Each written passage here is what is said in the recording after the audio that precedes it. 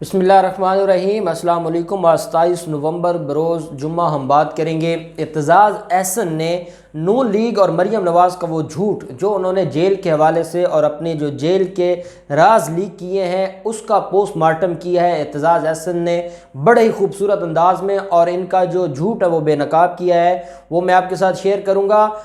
رباب case آج supreme court میں سماعت ہوئی ہے۔ یہ جو ہے وہ 3 لوگوں کا قتل ہوا تھا، رباب کے والدین، چچا اور بھائی کا، اس کے اوپر آج سماعت ہوئی ہے سپریم کورٹ میں، اس کے اوپر ہم بات کریں گے۔ نیب نے بڑا ایک احسن اقدام کیا ہے اور ایک بڑا فیصلہ کیا ہے، اور چیئرمین نیب کا میں سمجھتا ہوں کہ ان 2 سالوں میں جو سب سے بڑا کام ہے وہ کیا ہے، اس کے اوپر بھی ہم بات کریں گے۔ اور ساتھ سندھ حکومت کا ایک نیا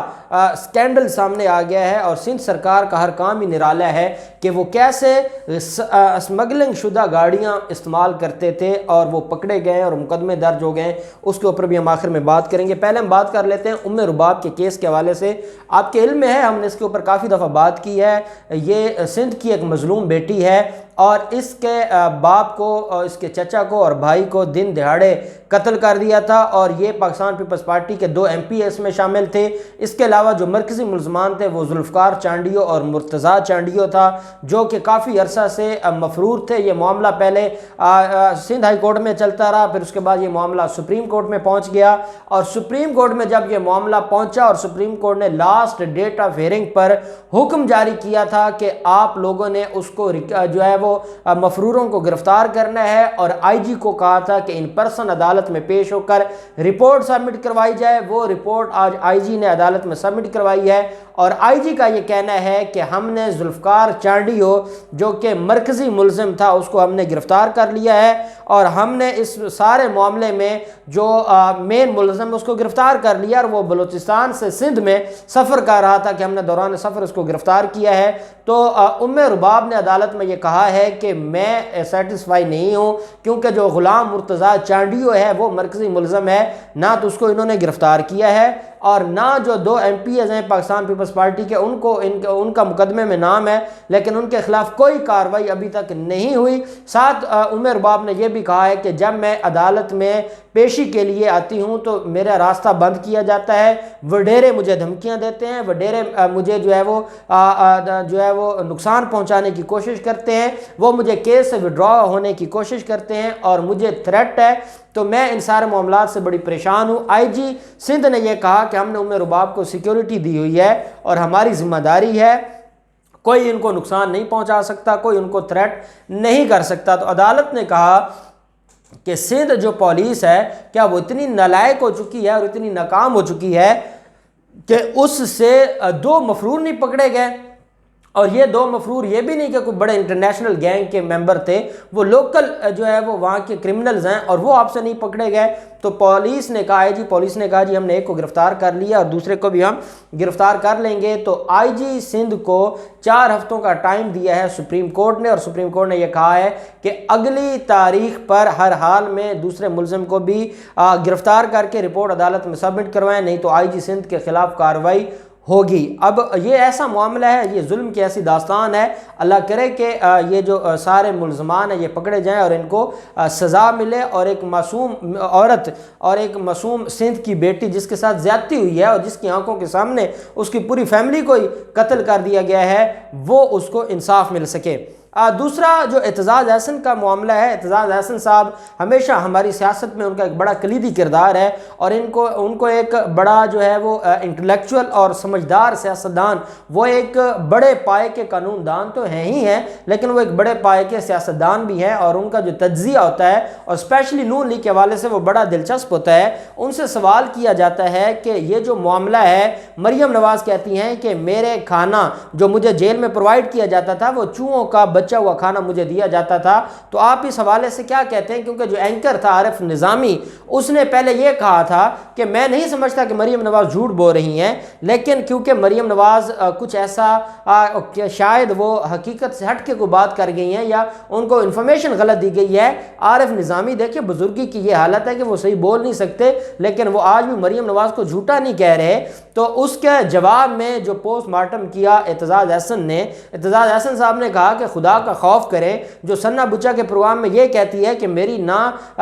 برطانیہ تو کیا میری پاکستان میں بھی کوئی جائیداد نہیں ہے، جو 20 لاکھ سے زائد مرتبہ یہ کلپ چل چکا ہوگا، تو آپ اس کے جھوٹا ہونے پہ ابھی بھی آپ کو کوئی شک ہے کہ وہ جھوٹ بول سکتی ہے؟ ساتھ اعتزاز احسن صاحب نے کہا کہ جو یہ کہتی تھی کہ ہمارا اسٹیبلشمنٹ کے ساتھ کوئی رابطہ نہیں ہے، اور وہ میڈیا کے سامنے کہتی ہے کہ مجھے نہیں پتا کہ محمد زبیر گیا ہے اور وہ ملا ہے، اور 2 دن بعد وہ کہتی ہے کہ ہاں جی وہ ہماری اجازت سے گیا ہے، اور جب وہ جائے گا تو وہ ہماری بات تو کرے گا۔ تو اعتزاز احسن نے کہا کہ اس سے بڑھ کر اور جھوٹ کیا ہو سکتا ہے؟ آج بھی آپ اس کے جھوٹا ہونے کے اوپر آپ کو کوئی شک ہے یا آپ اس کی جو ہے وہ طرفداری کر رہے ہیں؟ اعتزاز احسن نے کہا ہے کہ میرا تجزیہ یہ کہتا ہے کہ پاکستان میں کوئی بھی ایسا شخص نہیں ہے کہ وہ نواز شریف کی بیٹی کے ساتھ یہ سلوک کرے، کیونکہ ہماری بیوروکریسی میں آج تک نواز شریف کا ایک خوف پایا جاتا ہے، اور بیوروکریسی میں اتنی سخت نہیں ہے کہ وہ مریم نواز کا جو کھانا ہے وہ اس کو چوہوں کا کھانا پرووائڈ کریں۔ اعتزاز احسن نے کہا کہ میں سمجھتا ہوں کہ یہ بہت بڑا جھوٹ ہے، بہتان ہے، الزام تراشی ہے۔ اعتزاز احسن صاحب کا یہ کہنا ہے کہ عدالت جیلوں میں بہت کچھ ہوتا ہے، ہم سنتے آئے ہیں کہ وہاں پر کیا سلوک کیا جاتا ہے، سب کچھ ہم جانتے ہیں، لیکن نواز شریف کی بیٹی، انہوں نے کہا مریم نواز کی بات نہ کریں، نواز شریف کی بیٹی کے ساتھ یہ ہوا ہو میں نہیں مانتا، میں اس بات کو میرا مائنڈ تسلیم ہی نہیں کرتا کہ نواز شریف کی بیٹی کے ساتھ یہ ہوا اور وہ بھی جیل حکام نے کیا ہو، اور ان کی اتنی مجال، ان کی اتنی جرت کہ وہ یہ سارا کچھ کریں۔ ساتھ اعتزاز احسن صاحب نے کہا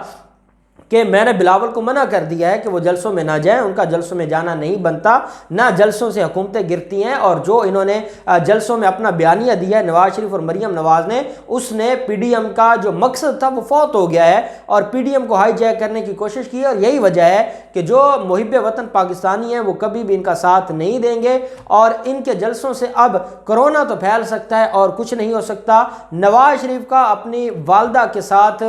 پاکستان نہ آنا یہ ان کے منہ پر ایک تماچہ ہے، اب ان لوگوں کو شرم آنی چاہیے کہ وہ یہ سارا معاملہ کر رہے ہیں۔ اور انہوں نے کہا کہ 5 دن کا جو پیرول پہ رہائی دی گئی ہے شہباز شریف اور حمزہ شہباز کو، یہ بہت زیادہ ہے، ہمارے یہاں قانون میں صرف گھنٹوں کی بات ہے، باقی ثوابدیدی اختیارات ہوتے ہیں وزیر اعلیٰ کے، تو یہاں تو صرف جنازے کے ٹائم کی دی جاتی ہے۔ جیسے نواز شریف حراست میں تھے، جب کلثوم نواز کی ڈیتھ ہوئی تھی تو وہ آئے تھے، حراست میں آئے اور حراست میں واپس چلے گئے تھے۔ تو اعتزاز احسن کا یہ کہنا ہے کہ یہ جو نون لیگ کے لوگ یہ کہہ رہے ہیں کہ 15 دن کا ٹائم ملنا چاہیے تھا اور بڑی زیادتی ہو گئی ہے، وہ جھوٹ بول رہے ہیں، یہ بالکل درست ہے، اور اس سے زیادہ پیرول پہ رہائی دینا بنتا نہیں ہے۔ تو اعتزاز احسن نے یہ کہا ہے کہ نون لیگ کی سیاست کا یہ حال ہے کہ مریم نواز اکیلی ہو چکی ہیں، اور وہ تپتی دھوپ میں اکیلی کھڑی ہیں، اور ان کے بھائی اور باپ ان کے ساتھ نہیں ہیں، باقی تو نون لیگ جو ہے وہ ان کے ساتھ ہو نہ ہو وہ الگ بات ہے۔ تو ان کا یہ کہنا ہے کہ نون لیگ کا بیڑا غرق کرنے میں مریم نواز نے کوئی کسر نہیں چھوڑی، اور اب نون لیگ کا جو ہے وہ صفایا ہو گیا ہے، اور اب نون لیگ کے جو مجھے مستقبل نظر نہیں آ رہا، اگر نواز شریف واپس نہیں آتے اور وہ آ کر اپنی سیاست کو جیلوں کا سامنا نہیں کرتے، مقدمات کا سامنا نہیں کرتے اور اپنے کیسز کو نہیں دیکھتے، تو اس کے بعد ان کا کوئی فیوچر نہیں بچا۔ ساتھ جو بیوروکریسی ہے سندھ کی اور سندھ حکومت کے جو نرالے کام ہیں، کسٹم حکام نے کارروائی کی ہے، اور ان کا یہ کہنا ہے کہ 16 گاڑیاں زیر استعمال تھی، یہ لگژری گاڑیاں ہیں جس میں جو ان کے انجن نمبر، چیسز نمبر جعلی لگے ہوئے تھے، اور وہ صرف اور صرف اس کام کے لیے انہوں نے یہ سارا کچھ کیا ہوا تھا کہ وہ استعمال کرتے تھے، اور اس میں بڑے لیول کے سندھ حکومت کے بیوروکریٹس اور بڑے افسران شامل ہیں، اور یہ سندھ حکومت کی جو ہے وہ ان کی سرپرستی میں ہوتا تھا اور ان کے ہاتھ کے نیچے ہوتا تھا۔ اب ان سارے لوگوں کے خلاف کسٹم حکام نے مقدمات درج کر دی ہیں اور بڑی کارروائی شروع کر دی ہے۔ دوسرا جو نیب کے حوالے سے میں نے کہا کہ چیئرمین نیب نے جوید اقبال نے پاکستان اینٹی کرپشن اکیڈمی کا افتتاح کیا ہے۔ یہ وہ اکیڈمی ہے جو نہ صرف تفتیشی افسران کی تیاری کروائے گی، ان کو تفتیش کے جو جدید اصول ہیں وہ سکھائیں گے، جو استغاثہ ہے یا پروسیکیوشن ہے ان کو تفتیش کے حوالے سے، قانون کے حوالے سے ان کو مدد کی جائے گی، ان کو انٹرنیشنل لیول کی تعلیم دی جائے گی، تاکہ یہ جو ہم دیکھتے ہیں کہ نیب مقدمات درج کرتی ہے، مقدمات درج کرنے کے بعد نہ ضمانت میں ان کے وکیل بول سکتے ہیں، نہ بعد میں جو کیس ہے اس میں کوئی سزائیں ہو سکتی ہیں، اور جو دوسری طرف ہم دیکھتے ہیں کہ بڑے بڑے وکلاء وہ ہائر کرتے ہیں ملزمان اور وہ اپنی جان چھڑوا لیتے ہیں۔ تو اب چیئرمین نیب نے اس کے اوپر ایکشن لیتے ہوئے ایک اکیڈمی قائم کی ہے، جیسے ہمارے یہاں جوڈیشل اکیڈمی ہے، سول سروسز اکیڈمی ہے، اسی طرح پاکستان اینٹی کرپشن اکیڈمی بنائی گئی ہے، اور اس کا کام یہ ہوگا کہ یہ نیب کے افسران کو، نیب کے تفتیشی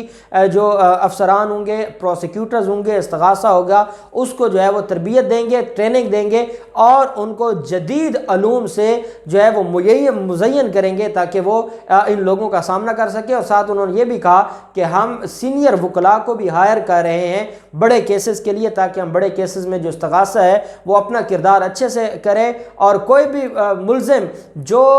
گناہگار تھا، جس نے ظلم کیا ہے، جس نے چوری کی ہے، وہ صرف اس بنیاد پہ نہ چھوٹ جائے کہ ہمارے استغاثہ میں یا ہمارے تفتیشی افسر کی کوئی غلطی ہو یا نالائکی ہو، یا ہمارے پروسیکیوٹرز کی کوئی نالائکی ہو جس کی بنیاد پر ان کو ریلیف مل جائے، تو اس کا سدباب کرتے ہوئے یہ اکیڈمی بنا دی گئی ہے۔ یہ بڑا احسن اقدام ہے، اور اگر یہ اکیڈمی کامیاب ہو جاتی ہے اور اس میں اچھے لیول پر جو ہے وہ ٹریننگ شروع ہو جاتی ہے، تو میں سمجھتا ہوں کہ کافی مسائل حل ہو جائیں گے، اور نیب کے قوانین میں بھی اور نیب کے کیسز میں بھی کافی بہتری آئے گی۔ اب ان سارے معاملات میں جو بھی ڈیولپمنٹ ہوگی ہم آپ کے ساتھ شیئر کرتے رہیں گے۔ اللہ پاک پاکستان کا حامی و ناصر ہو۔ بہت شکریہ۔ اللہ حافظ۔ پاکستان زندہ باد۔